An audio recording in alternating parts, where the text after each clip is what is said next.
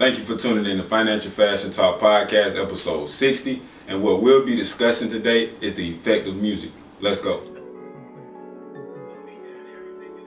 can't just go through it blindly or just have the emotional passion towards something.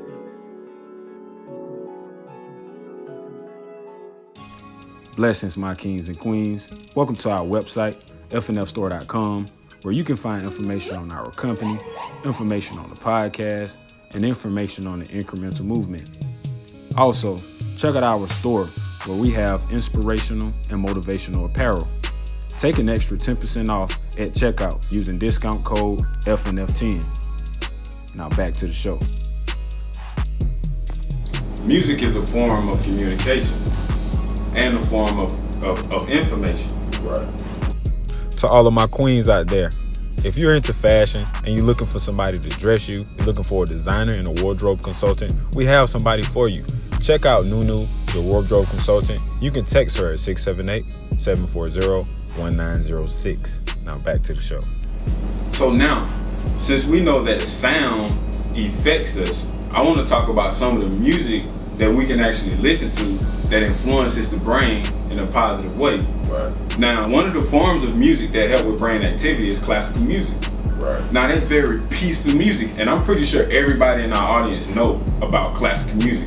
Now, there's something called the Mozart effect. Mm-hmm. And the Mozart effect is what scientists said to be true, that if you listen to classical music, you'll have more, benefits to the brain. Right. Because you got what you call an auditory system of the brain. That's the way you hear things. Right. So when you hear these forms of music, these peaceful tones and these peaceful sounds, it actually increased brain's function. Mm-hmm. And it increased, the brain's ability to focus.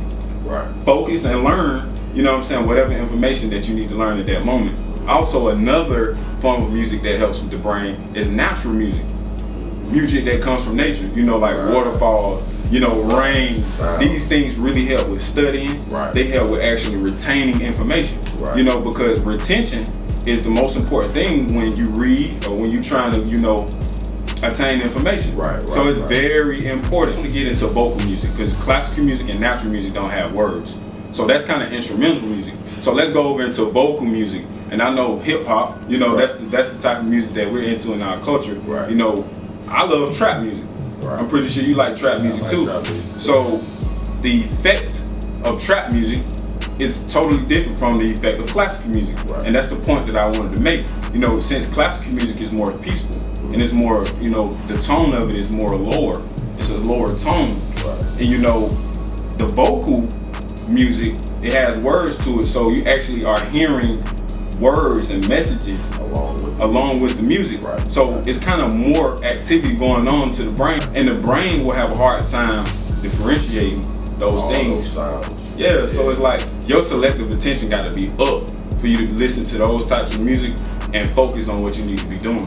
Right. I agree with that, man, because knowing that we like this type of music, it's all about where we came from. You know what I'm saying? So it's definitely exposure, man. And I look at different cultures, man. I look at how Chinese people, man, they actually teach their kids. Well, they have their kids being trained to be like violinists. You know what I'm saying? Playing the cello, things like that. Now, those types of instruments affect the brain, like you just said. It increases your ability to focus. You know what I'm saying? And from our research, man, I've learned that even learning to play music, it increases your comprehension. Wow. You know what I'm saying? It's crazy. And being that I sing, you know what I'm saying? Yeah. And so I actually found out there's a hormone called oxytocin. It's the hormone that's associated with empathy, trust, and relationship building. It's crazy.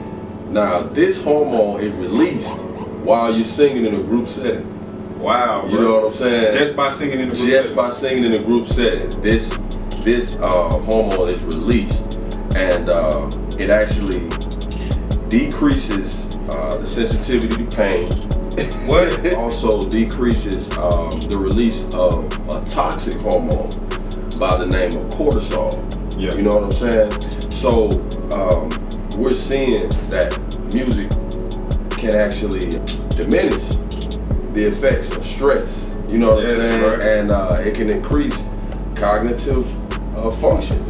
Right. You know what I mean? Right. So like, it's just the effects of music and the things that it could actually do for our body. Man, one thing I realized, like over the years, you know, having so much dealing with music, man, the different types of instruments. You know what I'm saying? It definitely has a major effect on how the body responds. You know, how the brain responds.